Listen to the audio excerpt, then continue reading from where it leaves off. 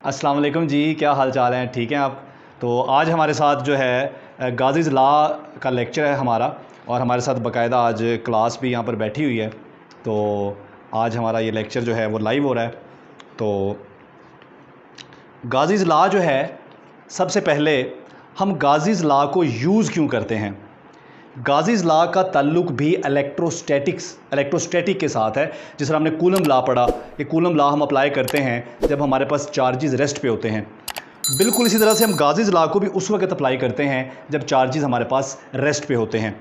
तो सबसे पहला सवाल है कि गाज़ीज़ लॉ को हम इस्तेमाल क्यों करते हैं, और फिर हम देखेंगे कि गाज़ीज़ लॉ एक्चुअली है क्या। तो गाज़ीज़ लॉ एक ऐसा हमारे पास एक ऐसी मैथमेटिकल इक्वेशन है जिसकी मदद से हम इलेक्ट्रिक फील्ड और चार्ज डिस्ट्रीब्यूशंस को आपस में कनेक्ट करते हैं। इलेक्ट्रिक फील्ड और चार्ज डिस्ट्रीब्यूशन या चार्ज को हम आपस में कनेक्ट करते हैं। यानी कि अगर हमने इलेक्ट्रिक फील्ड मालूम करना हो किसी भी किस्म की चार्ज डिस्ट्रीब्यूशन की वजह से, तो हम फाइंड कर सकते हैं अगर हमारे पास चार्ज की वैल्यू गिवन हो। सिमिलरली अगर हमारे पास इलेक्ट्रिक फील्ड की वैल्यू गिवन हो तो उसकी मदद से हम चार्ज की वैल्यू फाइंड कर सकते हैं। तो गाज़ीज़ लॉ जो है वो डायरेक्टली ऑपरेट नहीं करता। गाज़ीज़ लॉ जो है ये ऑपरेट करता है with the help of a flux. तो पहले हमें फ्लक्स का कॉन्सेप्ट होना चाहिए। तो इससे पिछले लेक्चर में हम फ्लक्स का कॉन्सेप्ट ले चुके हैं कि फ्लक्स किस तरह से होता है। तो अब उसी को हम एक्सटेंड करते हैं। तो इसका मतलब है कि अगर आपके पास कहीं पर भी इलेक्ट्रिक फ्लक्स मौजूद है तो इलेक्ट्रिक फ्लक्स की मदद से आप इलेक्ट्रिक फील्ड फाइंड आउट कर सकते हो। तो ये ज़्यादा पावरफुल टेक्निक है और बड़ी सिंपल टेक्निक है इलेक्ट्रिक फील्ड फाइंड आउट करने की with the help of electric flux. तो हमारे पास जो जनरल गाज़ीज़ लॉ होता है, गाज़ीज़ लॉ हमारे पास है जी, flux is equal to 1/ε0 multiply by charge enclosed. अब यहाँ पर दो तीन बातें हम क्लियर करते जाएं। गाज़ीज़ लॉ जो है हम किसी भी तरह की सिमेट्री पर अप्लाई कर सकते हैं। चाहे हमारे पास कोई लीनियर चार्ज डिस्ट्रीब्यूशन है, हमारे पास कोई सरफेस चार्ज डिस्ट्रीब्यूशन है, या हमारे पास कोई वॉल्यूम चार्ज डिस्ट्रीब्यूशन है, चाहे वो सरफेस क्लोज है या नहीं है। लेकिन याद रखें, जब गाज़ीज़ लॉ हम अप्लाई करते हैं तो हमें ज़रूरत पड़ती है गाज़ियन सरफेस की। यानी कि गाज़ीज़ लॉ को हर तरह के प्रॉब्लम पर अप्लाई किया जा सकता है, लेकिन गाज़ीज़ लॉ अप्लाई करने के लिए ज़रूरी है कि वो सरफेस जो है वो क्लोज्ड सरफेस हो। अगर वो क्लोज्ड सरफेस नहीं है तो फिर हमें उसे क्लोज्ड बनाना है। इसलिए हम हर तरह की प्रॉब्लम्स में सबसे पहले कॉन्सेप्ट देते हैं गाज़ियन सरफेस का। गाज़ियन सरफेस जो होती है ये एक 3 डायमेंशनल सरफेस होती है। अब ये 3 डायमेंशनल क्यों होती है? तो पहले यहां पर हमारे पास कॉन्सेप्ट है जी गाज़ियन सरफेस का। गाज़ियन सरफेस जो है ये क्लोज्ड सरफेस होती है और ये 3 डायमेंशनल होती है। अब ये 3 डायमेंशनल क्यों होती है? 3 डायमेंशनल इसलिए होती है क्योंकि जो इलेक्ट्रिक फील्ड लाइंस हैं वो किसी भी सोर्स चार्ज से या किसी भी पॉइंट चार्ज से 3 डायमेंशन में उनकी डाइवर्जेंस या उनका स्प्रेड होता है। ठीक है, इसीलिए हमें यहाँ पर जो सरफेस चाहिए होगी वो भी 3D होगी, और ये हमारी गाज़ियन सरफेस है जो कि एक इमेजिनरी सरफेस है। ये सरफेस क्लोज्ड सरफेस है और 3D सरफेस है। क्लोज्ड इसलिए है कि हमने जब फ्लक्स वाला चैप्टर पढ़ा था तो उसमें हमने ये कहा था कि हम जब फ्लक्स की बात करते हैं तो we are concerned with net flux. ठीक है, यहाँ पर हमने एग्जांपल दी थी कि फ़र्ज़ करें हमारे पास ये एक क्लोज्ड ऑब्जेक्ट है, कोई भी क्लोज्ड शेप हमारे पास है, और इस क्लोज सरफेस में हमारे पास कोई चार्ज है।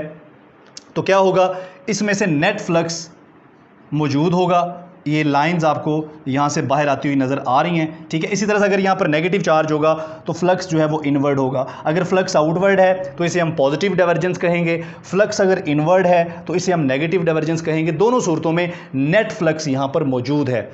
उसकी वजह यह है कि इस क्लोज्ड सरफेस ने अपने अंदर एक चार्ज को इनक्लोज किया हुआ है। ठीक है, लेकिन फ़र्ज़ करें कि हमारे पास कोई क्लोज्ड सरफेस है क्लोज्ड ही, लेकिन उसने अपने अंदर कोई चार्ज इनक्लोज नहीं किया हुआ, बल्कि यहाँ पर हमारे पास कोई चार्ज पड़ा है। अब इस चार्ज का फ्लक्स जो है वो पास हो रहा है इस सरफेस में से, ये जो क्लोज्ड सरफेस है। अब आप ये तो कह सकते हैं कि इस सरफेस में से फ्लक्स पास हो रहा है, लेकिन यहाँ पर नेट फ्लक्स क्या है? ज़ीरो है। नेट फ्लक्स ज़ीरो क्यों है? क्योंकि जितनी नंबर ऑफ लाइंस इस सरफेस में एंटर हो रही हैं उतनी ही नंबर ऑफ लाइंस इसको लीव कर रही हैं, तो यहाँ पर जो डाइवर्जेंस है हमारा, divergence of flux, divergence of electric field lines, वो क्या हो गया, यहाँ पर ज़ीरो हो गया है। तो डाइवर्जेंस ज़ीरो होने की वजह से यहाँ पर जो नेट फ्लक्स है वो भी ज़ीरो हो गया है। ठीक है, तो यही वजह है कि दो चीज़ें ज़रूरी हैं। हम गाजियन सरफेस क्यों बनाते हैं, एक तो ये क्लोज सरफेस होना चाहिए, 3D होना चाहिए, और गाजियन सरफेस को मस्ट इनक्लोज अ चार्ज। अगर गाजियन सरफेस आप जो भी बनाएंगे, गाजियन सरफेस डिफरेंट शेप्स की हो सकती है, डिपेंड करता है आपकी चार्ज डिस्ट्रीब्यूशन के ऊपर। अगर आपकी चार्ज डिस्ट्रीब्यूशन एक लाइन चार्ज डिस्ट्रीब्यूशन है, या एक वो स्फेरिकली डिस्ट्रीब्यूशन है, या कोई और डिस्ट्रीब्यूशन है, तो जिस तरह की आपकी चार्ज डिस्ट्रीब्यूशन होगी उसी तरह की आप गाजियन सरफेस वहाँ पर अप्लाई करेंगे। तो क्लियर हो गया कि गाजियन सरफेस जो है इसको 3 डायमेंशनल सरफेस होना चाहिए और क्लोज सरफेस होना चाहिए, और इस सरफेस के अंदर कोई ना कोई चार्ज होना चाहिए। अगर सरफेस के अंदर चार्ज नहीं होगा तो उस सरफेस का फ्लक्स चाहे जीरो ना हो, लेकिन नेट फ्लक्स क्या हो जाएगा, जीरो हो जाएगा। क्लियर होगी बात। इसलिए हम कहते हैं कि गाजियन सरफेस को 3D होने के साथ साथ एक क्लोज सरफेस भी होना चाहिए और उसको चार्ज भी इनक्लोज करना चाहिए। तो ये बात समझ आ गई कि जब भी हमने ये गाजिस लॉ हमारे पास है, ये सिंपल हमारे पास गाजिस लॉ है। गाजिस लॉ किसी भी तरह की प्रॉब्लम्स पर अप्लाई किया जा सकता है, उसमें कोई प्रॉब्लम नहीं, लेकिन ज़रूरी है कि जहाँ पर आप गाजिस लॉ अप्लाई कर रहे हैं वो सरफेस क्लोज्ड हो और उसके अंदर कोई ना कोई चार्ज भी हो। अगर वो सरफेस क्लोज्ड नहीं है तो वहाँ पर फिर हम कॉन्सेप्ट देते हैं गाजियन सरफेस का। ठीक है, तो गाजियन सरफेस वैसे आपको हर तरह की प्रॉब्लम में लगानी पड़ती है। वो इसलिए लगानी पड़ती है कि अगर तो सरफेस क्लोज नहीं है तो गाजियन सरफेस की मदद से हम एक क्लोज सरफेस वहाँ पर बना लेते हैं, और अगर वो सरफेस ऑलरेडी ही क्लोज्ड है तो फिर गाजियन सरफेस हमारे प्रॉब्लम को मजीद सिंप्लीफाई कर देती है। सो गाजियन सरफेस आपने हर जगह पर अप्लाई करनी है। कोई भी प्रॉब्लम है जहाँ पर आपने गाजिस लॉ लगाना है वहाँ पर गाजियन सरफेस का लगाना ज़रूरी है।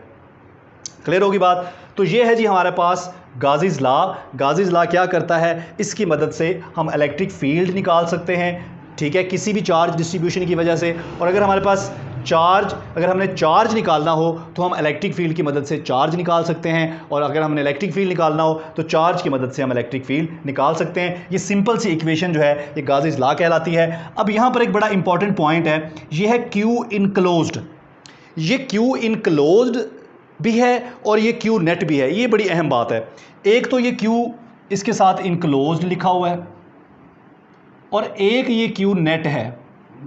अब क्यू इनक्लोज तो हमें समझ आ गया कि जिस भी सरफेस के फ्लक्स की आप बात कर रहे हो, जिस भी सरफेस के फ्लक्स की आप बात कर रहे हो, ठीक है, उस सरफेस को चाहिए कि उसके अंदर कोई ना कोई चार्ज हो। अगर उस सरफेस ने चार्ज इनक्लोज किया होगा तो हम उसका जो नेट फ्लक्स है वो नॉन ज़ीरो होगा और जो इलेक्ट्रिक फील्ड है वो भी नॉन ज़ीरो हो जाएगा।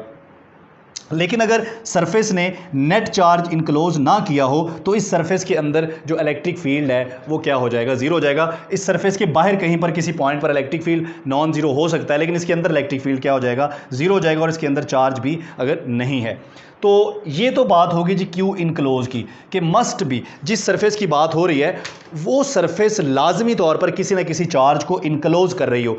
अब इससे रिलेटेड बड़े प्रॉब्लम्स आते हैं, ठीक है, पेपर में, और एमसीक्यूज तरह तरह के बन के आते हैं ये इनक्लोज वाले कॉन्सेप्ट से। ठीक है जी, अभी मैंने आपको यहाँ पर एग्जांपल दी कि फ़र्ज़ करें आपको वो इस तरह का सवाल देंगे, वो कहेंगे जी आपके पास एक स्फेरिकल चार्ज्ड ऑब्जेक्ट है, ठीक है, और उस ऑब्जेक्ट के अंदर कोई चार्ज नहीं है, ठीक है, उसके बाहर कोई चार्ज है, ठीक है, तो बताइए उसके अंदर जो है वो नेट इलेक्ट्रिक फील्ड कितना होगा, ठीक है, उसके अंदर नेट चार्ज कितना होगा। ठीक है जी, इस तरह का और भी प्रॉब्लम आते हैं। अक्सर हमें ये कहा जाता है कि लेट सपोज यहाँ पर जो है वो एक पॉजिटिव पॉइंट चार्ज पड़ा है और ये उसकी इलेक्ट्रिक फील्ड लाइन यूं करके निकल रही हैं, और इसके सामने आपने यहाँ पर एक बॉक्स रख दिया है, ठीक है। अब ये बॉक्स जो है क्यूब शेप बॉक्स है, ठीक है, यानी कि ये क्लोज्ड सरफेस है और इसमें ये फ्लक्स जो है वो भी पास हो रहा है, ठीक है। तो बताइए इस बॉक्स का नेट फ्लक्स क्या होगा। तो देखिए इस बॉक्स ने अपने अंदर कोई चार्ज इनक्लोज नहीं किया, इसलिए इस बॉक्स में से गुजरने वाला नेट फ्लक्स ज़ीरो हो जाएगा।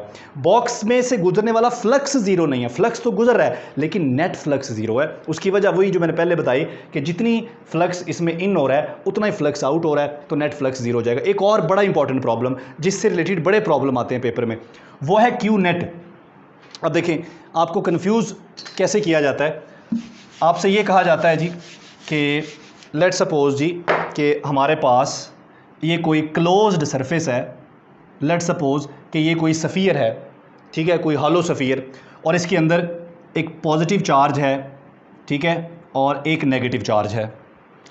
अब बताइए इसका जो नेट फ्लक्स इसमें से आ रहा है, बताइए वो क्या है, ठीक है, या बताइए जी क्या है, इस तरह के प्रॉब्लम। अब देखिए जब भी आपने गाज़ीज़ लॉ अप्लाई करना है ना सिर्फ चार्जेस का मैग्नीट्यूड हमने कंसीडर करना है, बल्कि हमने चार्जेस का साइन भी कंसीडर करना है। इसका मतलब ये हुआ कि इसके अंदर जो नेट चार्ज है, ये देखिए वो नेट वाला बात आ गया, इसके अंदर जो नेट चार्ज है वो क्या है, ज़ीरो है। अगर इसके अंदर नेट ज़ीरो क्यों है, क्योंकि एक पॉजिटिव चार्ज है, एक नेगेटिव चार्ज है। अगर नेट चार्ज इसके अंदर ज़ीरो है तो इसमें से निकलने वाला जो फ्लक्स होगा वो भी क्या हो जाएगा, ज़ीरो हो जाएगा, ठीक है। इस तरह के बहुत सारे प्रॉब्लम्स आते हैं। एक प्रॉब्लम ऐसा भी आता है कि जी एक हमारे पास सफ़ियर है और उस सफ़ियर के अंदर आपने एक इलेक्ट्रिक डाइपोल रखा हुआ है, ठीक है, लेट सपोज कि ये एक सफ़ियर है और इस सफ़ियर के अंदर ये हमने इलेक्ट्रिक डाइपोल रखा हुआ है। आपको पता है कि इलेक्ट्रिक डाइपोल कैसे बनता है, एक पॉजिटिव और नेगेटिव चार्ज मिलकर एक इलेक्ट्रिक डाइपोल बनाते हैं। तो बताइए इस सरफेस में से कितना फ्लक्स जो है वो बाहर आ रहा है, तो आंसर फिर वही हो गया, ज़ीरो, क्योंकि जब तक फ्लक्स ज़ीरो रहेगा, जब तक हमारे पास क्यू नेट नॉन ज़ीरो रहेगा और क्यू इनक्लोज्ड नॉन ज़ीरो रहेगा।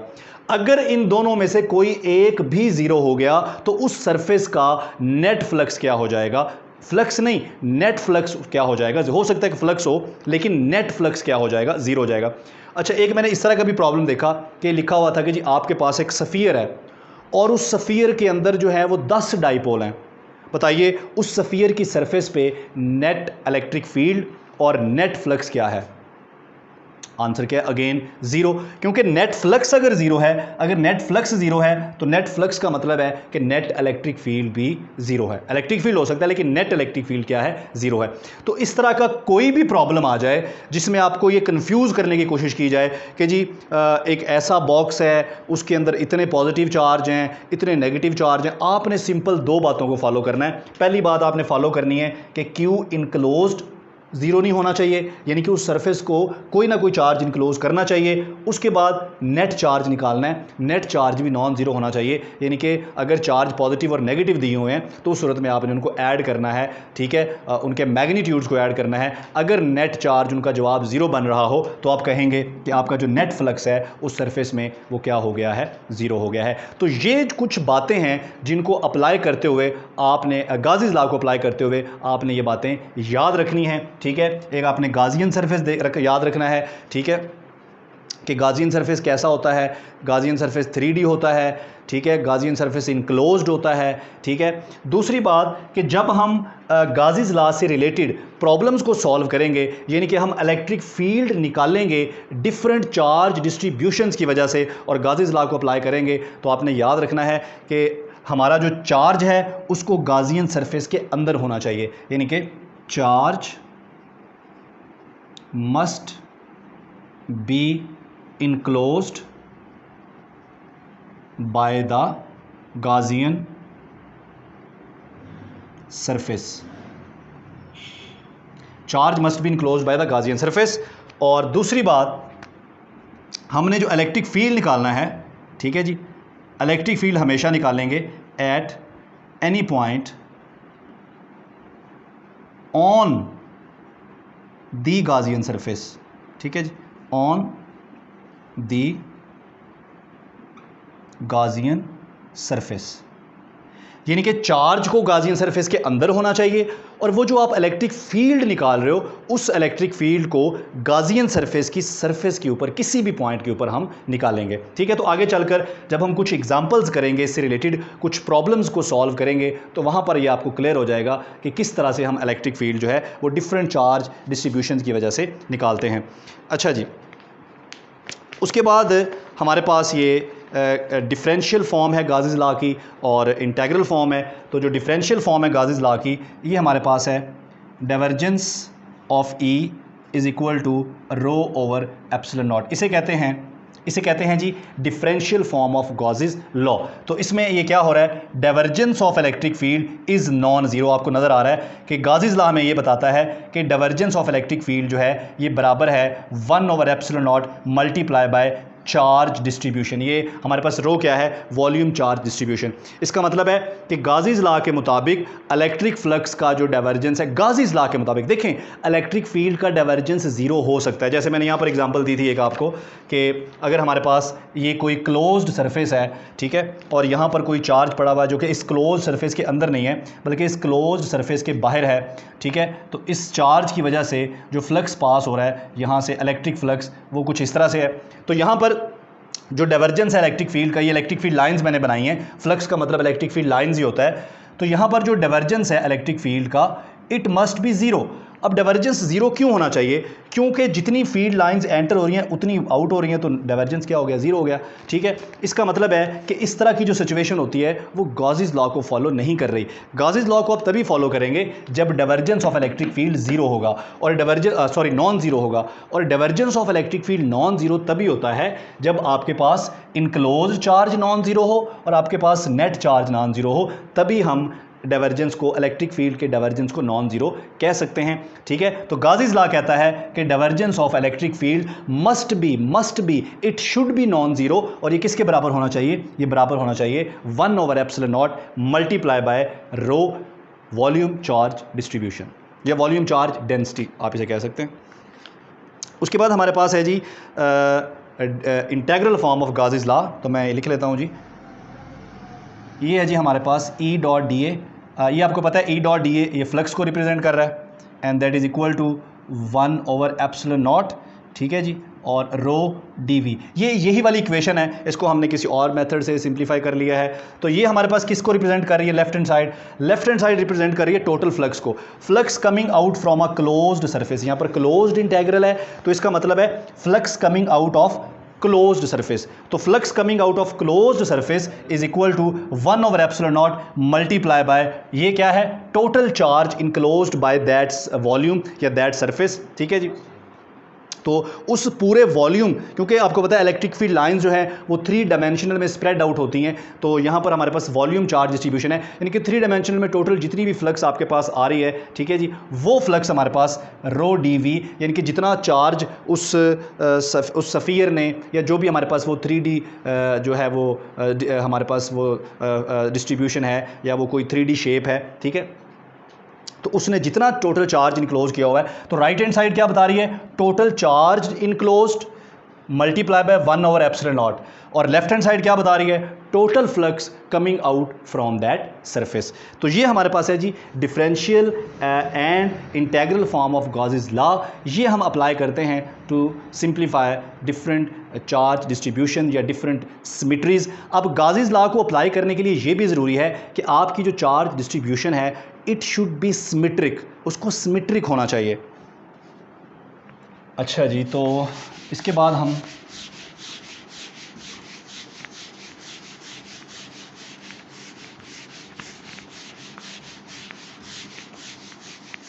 जी यहाँ तक कोई क्वेश्चन है तो हम अपनी क्लास से पूछ लेते हैं जी। जी क्लास, जी कोई क्वेश्चन है सर? नहीं, चलें ठीक है जी। तो क्लास कह रही है जी कोई क्वेश्चन नहीं है। तो यहाँ हमारे पास एक प्रॉब्लम है जी, ये प्रॉब्लम ऑलरेडी डिस्कस हो चुका है। अब हमारे पास है जी एक next topic, charged isolated conductor, ठीक है। अगर हमारे पास एक चार्ज्ड आइसोलेटेड कंडक्टर हो, ठीक है जी, चार्ज्ड आइसोलेटेड कंडक्टर। अच्छा जी, हमारे पास कोई भी कंडक्टर हो, जब हम उसको चार्ज करेंगे तो उसका बिहेवियर या उसका रिस्पॉन्स क्या होगा। लेट्स सपोज कि मेरे पास ये कोई सिलेंड्रिकल शेप में कोई कंडक्टर है, आइसोलेटेड कंडक्टर है, और मैं इसको चार्ज कर देता हूँ। लेट्स सपोज कि मैं इसको पॉजिटिवली चार्ज कर देता हूँ। जब आप इसको चार्ज करेंगे तो जाहिर बात है कि इसमें एक्सेस चार्ज हो जाएगा, यानी कि पहले इसमें चार्ज बैलेंस था लेकिन अब आपने इसको पॉजिटिवली चार्ज कर दिया तो यहाँ पर चार्ज इम्बैलेंस क्रिएट हो गया। पहले चार्ज यहाँ पर इक्विलिब्रियम में था, बैलेंस में था, लेकिन जो ही आपने इसको चार्ज किया जाहिर बात है कि चार्ज की एक्सेस हो गई है, अब चार्ज ज़्यादा हो गया है, ठीक है। चार्ज की एक्सेस की वजह से यहाँ पर एक चार्ज इम्बैलेंस क्रिएट हो जाएगा।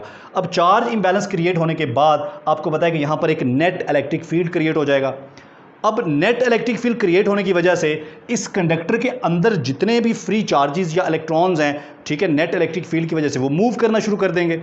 तो तो यहाँ पर तो एक परपेचुअल करंट पैदा हो जाएगा, एक ऐसा करंट, ठीक है जी, जो खुद ब खुद पैदा हो रहा है। तो ऐसा तो नहीं होना चाहिए, ये तो हमारी वायलेशन होगी हमारे कंजर्वेशन लॉज की।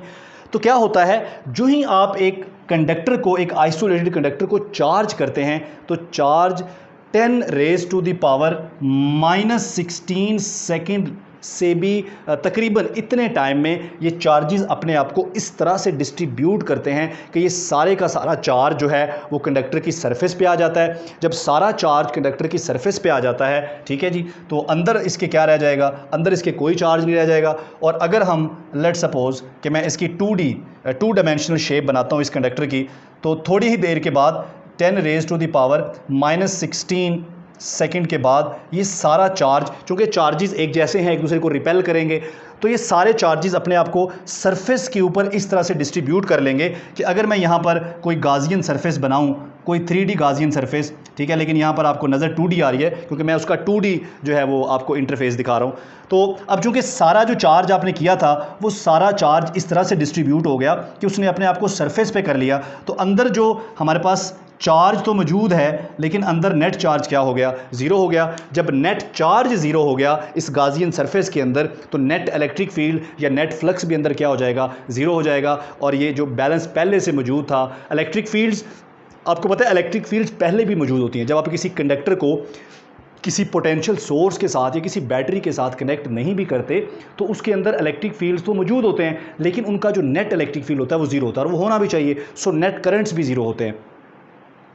लेकिन जो ही हम उसको चार्ज करते हैं तो 10 raise to the power -16 second के लिए वहाँ पर एक नेट इलेक्ट्रिक फील्ड क्रिएट होता है, लेकिन इतने कम टाइम में, ठीक है, ये बहुत ही शॉर्ट टाइम इंटरवल है, इतने कम टाइम इंटरवल में वो चार्जेस अपने आप को फ़ौरन रीडिस्ट्रीब्यूट कर लेते हैं और अगेन दोबारा से फिर कंडक्टर जो है वो एक इलेक्ट्रोस्टैटिक इक्विलिब्रियम में आ जाता है, क्योंकि सारे चार्ज ने अपने आप को सरफेस पे डिस्ट्रीब्यूट कर लिया है। तो अंदर दोबारा से नेट इलेक्ट्रिक फील्ड ज़ीरो हो जाता है और कोई नेट करंट अंदर दोबारा से नहीं होता। ये इतना कम टाइम होता है कि हम इसको कंसिडर नहीं करते, हम इसको अप्रॉक्सीमेट कर लेते हैं। तो ये है जी हमारे पास एक आइसोलेटेड चार्ज कंडक्टर। उसके बाद डिफरेंट हमारे पास डिस्ट्रीब्यूशंस हैं, उनकी मदद से हमने इलेक्ट्रिक फील्ड निकालना है। सबसे पहले हमारे पास है जी इन्फिनिट लाइन ऑफ चार्जेस। हमारे पास एक इन्फिनिट लाइन ऑफ चार्जेस है और हम उस लाइन ऑफ चार्जेस की वजह से इलेक्ट्रिक फील्ड निकालना चाहते हैं किसी पॉइंट पर, और ज़ाहिर बात है वो पॉइंट हमारा गाजियन सरफेस के ऊपर होगा। तो किस तरह से निकाल सकते हैं, गाज़ीज़ लॉ हमारी कैसे हेल्प करता है, चलें देखते हैं जी।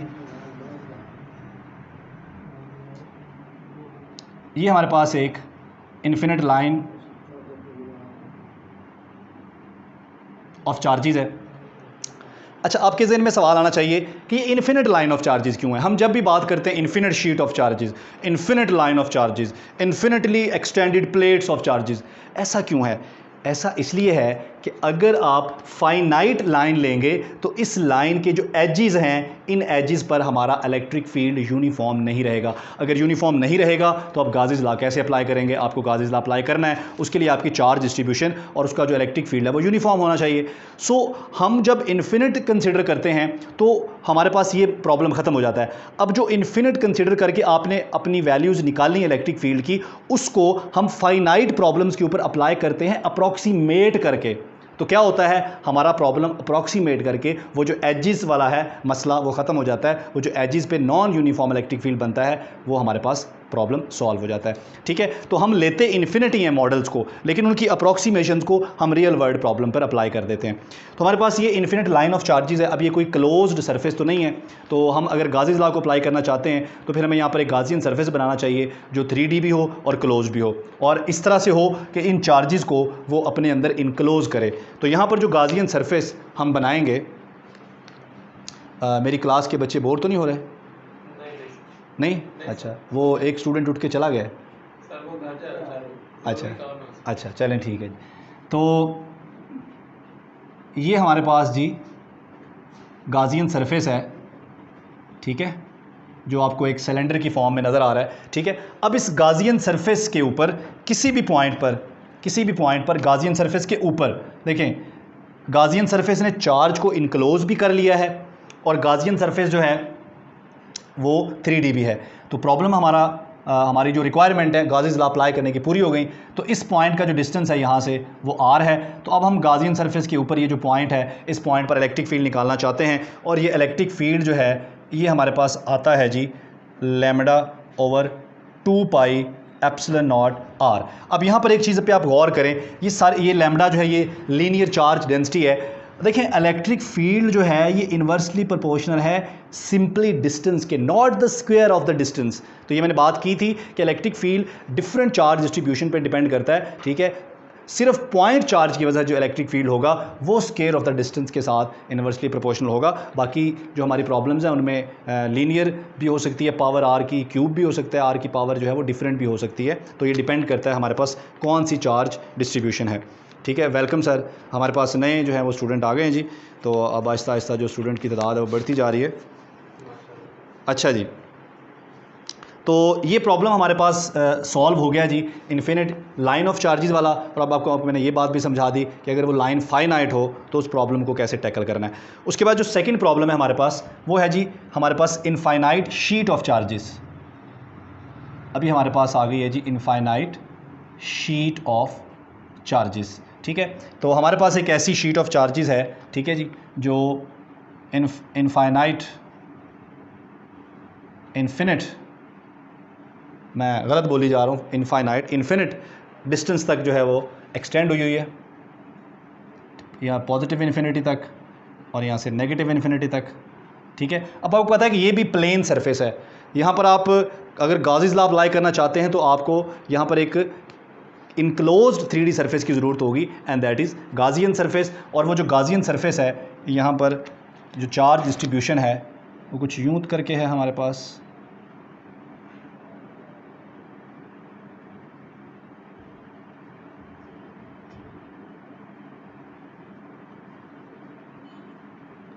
यहाँ पर जो गाउसियन सरफेस हम बनाएंगे वो एक सिलेंडर की फॉर्म में होगी हमारे पास, ठीक है, जो कि 3D भी होगी और उसने चार्ज को इनक्लोज भी किया होगा, ठीक है जी। अब इस सरफेस के ऊपर किसी भी पॉइंट पर जो इलेक्ट्रिक फील्ड है, ठीक है, वो हम कैलकुलेट कर सकते हैं। और हमारे पास जो उसका आंसर है वो हमारे पास आया है जी electric field is equal to sigma over 2 epsilon naught. और ये हमारे पास क्या है, सरफेस चार्ज डेंसिटी है। यहाँ पर डिस्टेंस आपको नज़र नहीं आ रहा क्योंकि हमारा जो गाउसियन सरफेस है वो शीट के बिल्कुल ऊपर आ गया है, तो इसलिए हमें वहाँ पर डिस्टेंस की ज़रूरत नहीं है। इसी तरह से अगर हमारे पास अपोजिटली चार्ज प्लेट्स हों, दो डिफरेंट हमारे पास प्लेट्स हों, वो भी इन्फिनिटी तक एक्सटेंड हुई हों, तो उनमें अपोजिटली चार्ज प्लेट्स पर जो हमारे पास इलेक्ट्रिक फील्ड आएगा, ठीक है जी, वो हमारे पास है sigma over simple epsilon not. तो इसका मतलब ये हुआ कि अगर हमारे पास चार्जेस ज़्यादा हो गए हैं तो देखें इलेक्ट्रिक फील्ड की वैल्यू भी बढ़ गई है, ठीक है। यहाँ पर एक ही तरह के हमारे पास चार्जेस थे तो इलेक्ट्रिक फील्ड की वैल्यू हाफ आई थी, और दो तरह के चार्जेस हुए तो ये वैल्यू डबल हो गई। इसका हरगिज़ मतलब ये नहीं है कि यहाँ पर इलेक्ट्रिक फील्ड की चार्जेस की सुपर पोजिशन की वजह से इलेक्ट्रिक फील्ड की सुपर पोजिशन हो रही है, ठीक है। ये भी आपने ज़रा जहन में रखना है। उसके बाद हमारे पास जो अगली सिमेट्री है वो है जी सफ़ियर, या चले पहले शेल की वजह से कर लेते हैं। एक सफ़ेरिकल शेल है हमारे पास, और उस सफ़ेरिकल शेल की वजह से जो हमारे पास इलेक्ट्रिक फील्ड इंटेंसिटी है उसको हम कैलकुलेट कर लेते हैं जी।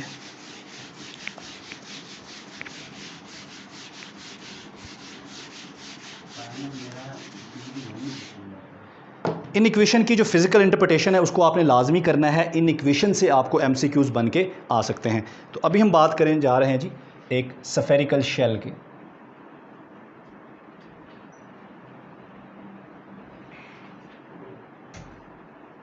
हमारे पास जो सफ़ेरिकल शेल है, कोई भी सफ़ेरिकल शेल है हमारे पास, ठीक है, और ज़ाहिर बात है कि ये हॉलो शेल है और इसकी सरफेस पे कोई चार्ज है, ठीक है। अब हमारे पास दो सिचुएशंस हैं, आउटसाइड और इनसाइड, ठीक है जी। आउटसाइड किसी भी पॉइंट पर हम इलेक्ट्रिक फील्ड निकालना चाहते हैं तो उसके लिए हम क्या करते हैं, पहले तो हम गाउसियन सरफेस बनाते हैं, ठीक है। ये गाउसियन सरफेस 3D है लेकिन हमें नज़र 2D आ रही है क्योंकि ये बोर्ड मेरा 2D है, तो मैं आपको उसका 2D इंटरफेस दिखा रहा हूँ, ठीक है जी। तो इलेक्ट्रिक फील्ड ये मैंने गाउसियन सरफेस बनाई है। गाउसियन सरफेस के ऊपर किसी भी पॉइंट पर जो इलेक्ट्रिक फील्ड है ठीक है, वो हमारे पास बराबर है जी KQ/R²। इसका मतलब है कि इस शेल के बाहर किसी भी पॉइंट पर ये शेल बिल्कुल ऐसे बिहेव कर रहा है जिस तरह एक पॉइंट चार्ज होता है। अगर आप इसके इनसाइड यहाँ पर इलेक्ट्रिक फील्ड निकालना चाहें तो इस पॉइंट के गिर्द हमें एक गाजियन सरफेस बनाना है, ठीक है। अब देखें गाजियन सरफेस बन गया, क्या हमारी शराइत पूरी हो रही हैं? क्या गाजियन सरफेस ने कोई चार्ज इनक्लोज़ किया हुआ है? कोई चार्ज इनक्लोज़ नहीं किया हुआ। जब कोई चार्ज इनक्लोज़ नहीं किया तो नेट चार्ज ज़ीरो है, और अगर नेट चार्ज ज़ीरो है तो नेट इलेक्ट्रिक फील्ड भी ज़ीरो होगा। तो इसका मतलब है कि इनसाइड जो इलेक्ट्रिक फील्ड है वो ज़ीरो है और आउटसाइड जो इलेक्ट्रिक फील्ड है उसकी वैल्यू हमारे पास ये है। उसके बाद जी हमारे पास नेक्स्ट जो प्रॉब्लम है वो हमारे पास है जी सफ़ेयर, ठीक है जी। हमारे पास एक सफ़ेयर है जी, ठीक है जी। सफ़ेयर जो है वो 3D होगा और सॉलिड सफ़ेयर होगा, यानी कि हॉलो सफ़ेयर नहीं होगा, ठीक है। इसका मतलब है अगर वो सॉलिड सफ़ेयर होगा तो इसके अंदर भी चार्ज होगा, ठीक है जी। इसके अंदर अब यहाँ पर जो Q नेट है वो ज़ीरो नहीं है, यानी कि इसके अंदर अब चार्ज मौजूद है। हमारे पास दो तरह की सिचुएशंस हैं। एक सिचुएशन अगर आप इसके आउटसाइड निकालना चाहते हैं किसी भी पॉइंट पे, तो आप इसके आउटसाइड एक जो है ना वो गाजियन सरफेस बनाएं और इसका जो रेडियस है, लेट सपोज कि इसका रेडियस R है, ठीक है जी। और वो जो गाजियन सरफेस आपने बनाया है, ठीक है जी, एक क्लोज्ड गाजियन सरफेस, उस गाजियन सरफेस का जो डिस्टेंस है यहाँ से इसके centre say that is R। तो अब हम क्या करते हैं, अब हम इलेक्ट्रिक फील्ड इसका कैलकुलेट करते हैं। तो उसको सारा ड्राइव करने की ज़रूरत नहीं है, डायरेक्ट हमें फार्मूला ही उसको इंटरप्रेट करना है। तो हमारे पास आ जाएगा ρr³/3ε0r², और यहाँ पर ये r यूनिट वेक्टर है। आप इसको सिंप्लीफाई भी कर सकते हैं, ठीक है जी, वेक्टर ओवर वेक्टर मैग्नीट्यूड, ठीक है जी। तो ये मैग्नीट्यूड से ये कैंसिल भी हो सकता है। तो ये हमारे पास है जी इलेक्ट्रिक फील्ड किसी भी पॉइंट पर जो कि इस सफ़ियर के आउटसाइड है। अच्छा जी, आउटसाइड हमने निकाल लिया, अब हम निकालना चाहते हैं इनसाइड, ठीक है। तो इनसाइड हमने ये देखें गाजियन सरफेस बना लिया इसके इनसाइड। तो गाजियन सरफेस का जो रेडियस है, ठीक है जी, वो स्मॉल r है और हमारे सफ़ियर का जो रेडियस है वो कैपिटल R है। तो इस सूरत में हमारे पास जो इलेक्ट्रिक फील्ड है वो हमारे पास है जी QR और डिवाइडेड बाय 4πε0r³। और अगर हम ये हमारे सफ़ियर की सरफेस पे देखना चाहें इलेक्ट्रिक फील्ड क्या है, ठीक है जी, तो आप क्या कर सकते हैं, आप स्मॉल r और कैपिटल R को इक्वल पुट कर सकते हैं। तो वो हम अगर स्मॉल r को कैपिटल R के बराबर पुट कर लें तो हम सफ़ियर की सरफेस पे पहुंच जाएंगे। So put small r is equal to capital R, और हमारे पास जो वैल्यू आ रही है दैट इज़ KQ/R²। तो ये वैल्यू बिल्कुल ऐसी, यहाँ पर अगर हम स्मॉल कैपिटल R की जगह भी स्मॉल r पुट कर दें तो ये R³ हो जाएगा, तो ये R से R कैंसिल हो जाएगा। तो इलेक्ट्रिक फील्ड हमारे पास आ जाएगा KQ/R²। ये बिल्कुल ऐसा है जैसे हमारे पास होता है electric field due to a point charge. अच्छा जी, अब हमारे पास एक और प्रॉब्लम है जी रिलेटेड टू अ क्यूब। हमारे पास एक क्यूब है और उस क्यूब ने कोई चार्ज इनक्लोज किया हुआ है, ठीक है। आपको पता है कि क्यूब के कितने फेस हैं जी, ठीक है। ये फ्रंट है एक, ये बैक दो, राइट लेफ़्ट 4, अपर और डाउन 6, टोटल 6 फेस हैं। और आपसे कहा गया है कि इसके सेंटर में यहाँ पर इसने एक चार्ज इनक्लोज किया हुआ है क्यूब, ठीक है। सबसे पहले तो ये बताएं कि इसमें से नेट फ्लक्स कितना है। यस, नेट फ्लक्स क्या होगा, काज़ीज़ लॉ यूज़ कर सकते हैं, phi is equal to 1/ε0 multiply by Q enclosed. बड़ा सिंपल है। लेकिन आपसे ये कहा जाए कि बताइए किसी एक फेस में से आने वाला फ्लक्स क्या। लेट सपोज कि ये वाला फेस जो है इसमें से कितना फ्लक्स बाहर आ रहा है। अब देखिए टोटल फ्लक्स है 1/ε0, अब मल्टीप्लाई बाय क्यू। अब 6 फेस में से टोटल फ्लक्स ये है, अगर एक फेस का निकालना हो तो इसको हम 6 पे डिवाइड कर देंगे तो हमारे पास फ्लक्स आ जाएगा ड्यू टू 1 सरफेस, ये आ जाएगा Q/6ε0, ठीक है जी। तो ये हमारे पास आ गया एक फेस का फ्लक्स, ठीक है। अब एक ऐसा भी प्रॉब्लम हमारे पास आता है कि आपसे ये कहा जाता है कि चार्ज जो है वो यहाँ पर इसके किसी एक कॉर्नर के ऊपर पड़ा है, ठीक है, किसी एक कॉर्नर के ऊपर पड़ा है। अब मुझे बताएं कि टोटल कितने कॉर्नर हैं इसके, ठीक है जी। 1 2 3 4, यानी कि एक जो इसका फेस है उसके ऊपर 4 कॉर्नर हैं, तो टोटल इसके 6 फेस हैं, तो कितने कॉर्नर होंगे इसके? ठीक है, देखें 4 यहाँ पर हो गए, ठीक है जी, 1 2 3 4, ठीक है, इस तरह यहाँ पर हो गए 5 6 7 और 8, ठीक है, तो टोटल इसके कितने कॉर्नर हो गए? इसके 8 कॉर्नर हो गए, ठीक है। और इसके एजेस कितने हो गए? ये एजेस भी आप काउंट कर लें कि इसके एजेस कितने हैं, ठीक है। तो इसके टोटल 8 कॉर्नर्स हो गए हमारे क्यूब के।